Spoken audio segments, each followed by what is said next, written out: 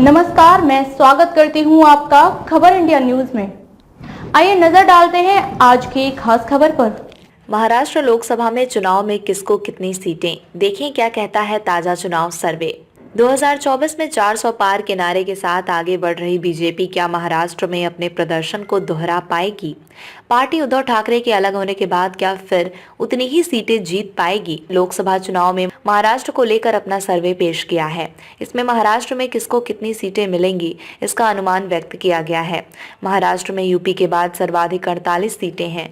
किसको कितनी सीटें? टाइम्स नाउ नव भारत के सर्वे में सामने आया है कि बीजेपी और शिवसेना शिंदे की अगुवाई महायुति ग्रैंड अलायंस यानी एनडीए राज्य में लगभग पुराने वाली स्थिति में रहेगा। एनडीए को राज्य में 39 सीटों पर जीत मिल सकती है। सर्वे में कहा गया है कि महाविकास अघाड़ी एमवीए यानी इंडिया अलायंस को 9 सीटों पर जीत मिल सकती है।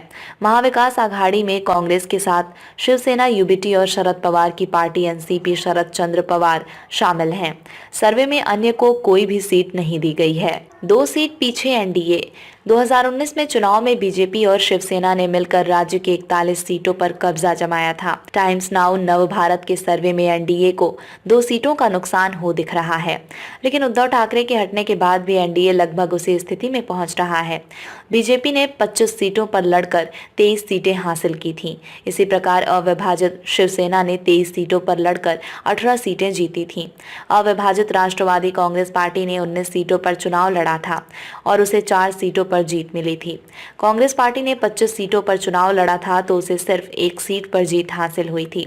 2019 के चुनाव में 1 सीट पर एआईएमआईएम और 1 सीट निर्दलीय के खाते में गई थी। 2024 के लोकसभा चुनाव के लिए राज्य में एनडीए, बीजेपी, शिवसेना, शिंदे और एनसीपी अजित गुट ने मिलकर 45 सीटें जीतने का लक्ष्य तय किया है।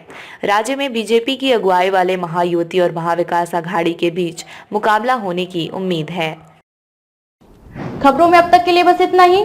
फिर होगी आपसे मुलाकात ऐसे ही एक खास खबर के साथ। तब तक के लिए नमस्कार और बने रहिए खबर इंडिया न्यूज के साथ।